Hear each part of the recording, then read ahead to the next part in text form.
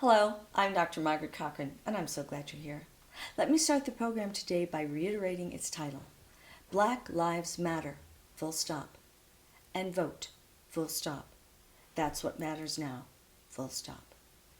It was Dickens, I think, that best described the current state of our national affairs in his novel, A Tale of Two Cities. It was the best of times, it was the worst of times. And that phrase, written so long ago, has never been more applicable than it is now. We are presently counting down the days to the end of the most horrible presidency and the Republican Party's support of the most horrible presidency in modern times.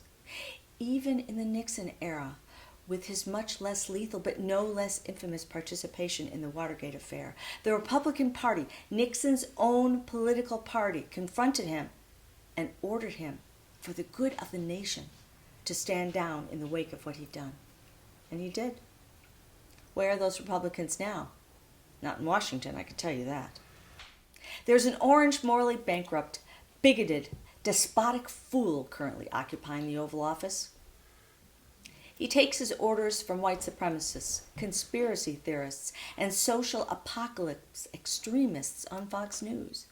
He endorses the wholesale slaughter of our black citizens and their families, has alienated and insulted our allies, is actively ignoring a pandemic that has sickened and killed and continues to sicken and kill hundreds of thousands of men, women, and children in this country and across the globe. And a man who attempts to silence the press and shut down free speech at every turn. He is actively polluting the very air we breathe and the water we drink by weakening important environmental regulations, and is now attempting to sow bigotry, misogyny, divisive misinformation, and hatred, among many other horrible things, into the very fabric of our democracy, the weave of which currently lies in tatters at our feet. And the name of that man is Donald J. Trump. You know, that guy. Well, despite it all, that guy and his two besties, Mitch McConnell and Lindsey Graham, along with the rest of the Republican Party, have actually done us a great service. Now, before you erupt into volcanic fury, please take a deep breath and bear with me for a moment. Donald Trump, his family, his cronies, and fellow Republicans have, in everything they've done and said, in conjunction with the people that they've robbed and the legislation they have enacted, managed to bring all of our filthy, disgusting, and horrifying political, behavioral, and moral dirty laundry out into the full light of day for both ourselves and the rest of the world to see. And on that note, the things that we do and have done in this country are one of the reasons that when the U.S. chides other countries for human rights violations, I find it laughable. It's incredibly appalling, an example of extreme arrogance and glaring hypocrisy. And speaking of hypocrisy, by the way, we are as a nation famous for saying one thing and doing another. An excellent example of dirty laundry. We founded this country on the principles of white supremacy, theft, and deceit by stealing the hunk of the continent we now call our own from its rightful owners, the Native Americans. And you may recall from history that our nation at its birth was almost stillborn. Why? Because certain of the colonies at the time declared that they wouldn't join the Union unless they were allowed to continue to buy and sell black men, women, and children for their own financial gain. When these brave patriots, as they have been enshrined, were demanding that they be able to have the right to torture, starve, rape, and work black people to death, these practices had been outlawed in England for over 40 years. Yes, England, the very nation that white people claimed they had been enslaved by and felt they had a right to and must escape from, as they believed they were being unfairly taxed without representation. Not quite the same thing, I think. Taxation, enslavement, no. Many of the founders of this nation were themselves slave owners and were not the benign fellows that history often portrays them to be. For example, George Washington became a slave master at the tender age of 11. His slaves were not freed upon his death, as is often told. It was delineated in his will that they were not to be released until his wife's death. And during his tenure as slave master, he beat black people if they refused to obey him and mercilessly hunted them down if they had the audacity to run away to try and find a better life. And then there's Thomas Jefferson. He raped a black woman named Sally Heming and had children with her. There are those who try to couch his egregious sexual behavior in terms of some sort of romantic liaison, but of course rape is the correct word to describe their relationship because a slave has no choice in captivity but to capitulate to the demands of her master. The reality of slavery is that you either comply with what you're ordered to do, or you are beaten, starved, sold away from your family and friends, and summarily killed off as a bad investment. Mr. Jefferson, by virtue of his raping Sally Hemings, has an entire branch of his family that's black who are derided, dismissed, and discredited by their white relatives until there was DNA evidence available that undeniably demonstrated their heritage. And these are just two prominent examples of behavior that was common and went unchecked and largely or at the very least underreported in this country for years.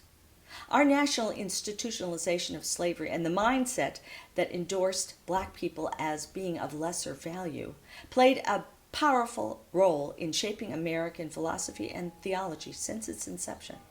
The former is obvious as slavery is enshrined in our very Constitution, and the latter is very nicely delineated in the book White Too Long by Robert P. Jones. I strongly recommend that you give both documents a read. In short, white Americans have done unspeakably horrible things to black people, denying them equal rights, education, and personal dignity, subjecting them without their knowledge or consent to heinous medical experiments, denying them decent housing, health care, raping them, lynching them, beating them, shooting them, and directing advertisements for addictive and unhealthy products and substances right at them.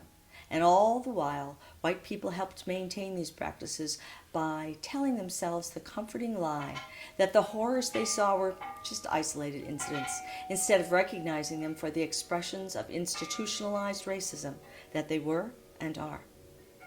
There are those who are very uncomfortable with who we are and what we've done, and the change that must inevitably come from owning their choices. And tragically, the history we teach our children often reflects that. In fact, current and historical truth-tellers and advocates of social justice are often labeled un-American for their efforts. As I often say, the only way out is through. You can't ignore your past and present decisions and behavior and foster growth and change. But this is, of course, the point. Real growth and change is what threatens white supremacists, among others, the most. In fact, you can name any horrible thing that might be done to another human being, and white people have done it to black people. And by the way, our continued participation in the violation of black citizens has also fostered the acceptance and advancement of other wrongs, such as ageism, sexism, rape, interference with people's ability to access affordable health care, and social services, the prioritization of guns over citizens' lives, especially vulnerable and powerless children's lives, not to mention the simultaneous institutionalization and shaming of poverty and permission to harm our black citizenry and other persons of color without admonishment or consequence. When you get away with one unspeakable crime, it emboldens you to do another, and another, and another, and still another. But here's the good bit. Mr. Trump et al. Have removed all the lids from the tidy little boxes that we call denial, rationalization, minimization, and suppression, in which we store the collective awareness of our less than desirable choices and behavior. Boxes that contain all of the unpleasant, inconvenient, and uncomfortable truths that we don't like to look at. You know, the boxes with those lids made of practiced but insincere civility and avoidance. But seriously now, what's all the fuss about? What danger could the acknowledgement of a few social unpleasantries pose? The exposure of feelings, that's what. Feelings are the most dangerous of all things from a perpetrator's point of view. There's an old saying, if you can feel it, you can heal it. Because you see, feelings lead to empathy, and empathy leads to compassion, and compassion leads to love, and of course love leads to acceptance and equality. A society based on compassion, love, and acceptance simply will not support racism and cruelty, period. Healing, of course, means change, big change. And racists, bigots, misogynists, suppressors of free speech, sexual predators of all stripes, those drowning in greed and avarice, and who see themselves as above the law, they don't like being exposed for who and what they are, and they certainly don't like change. Not one little bit. It strikes fear into the very pit of their souls, if they have souls. However, since Trump and his ilk have opened our deep, dark, secret, shame-filled boxes, and all the filth is pouring out into the open, we are suddenly feeling a great deal. And a lot of it isn't very nice, but we are feeling, and we are healing.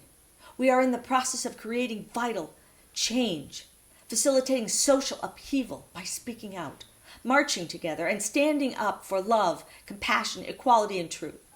So in the midst of all the horrible things they have done, we actually have something to thank Mr. Trump and the so-called ruling Republican Party for. Taking the lids off all those boxes, one by one. And in the face of all that, we're back to Dickens. It's the best of times, and it's the worst of times. So, Mr. President, and all your companions in crime, thanks for that. Your evil has been so misogynistic, egregious, hate-filled, and racially targeted that we just can't ignore it anymore. And now that you've done your job, it's time for you to go. And to that end, voting is key. Now, some people will tell you because of the Electoral College, which, by the way, is partisan, antiquated, biased, supports gerrymandering, is generally unfair all around and needs to be abolished, that their vote doesn't count. So what's the point of voting anyway? In fact, nothing could be further from the truth. If everyone thought that way, no one would vote. And where would we be then? Your vote does count, and no more so than if it's echoed by thousands of others. That's what makes the change process work. Multitudes of people banding together in the name of love and a passion for compassion. Feel and heal, my friends. Today is August 3rd, 2020, and there are 91 days left until the election. Vote as though your life and freedom and the lives and freedoms of your children, grandchildren, great-grandchildren, and all generations hence depend on it. Because they do, now more than ever. It is the best of times and the worst of times. Black Lives Matter, full stop. Vote, full stop. That's what matters now, full stop. Once again, we've come to the end of our time.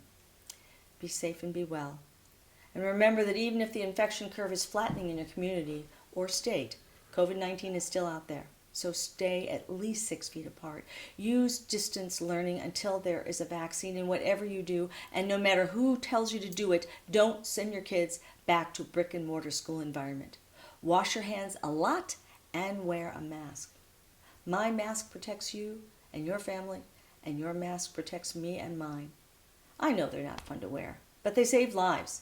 Lives of people you love, and even people and the people they love that you will probably never know and meet. Talk about far-reaching. In this case, it's literally true to say, what goes around comes around. Today is August 3rd, 2020, and there are 91 days until the election.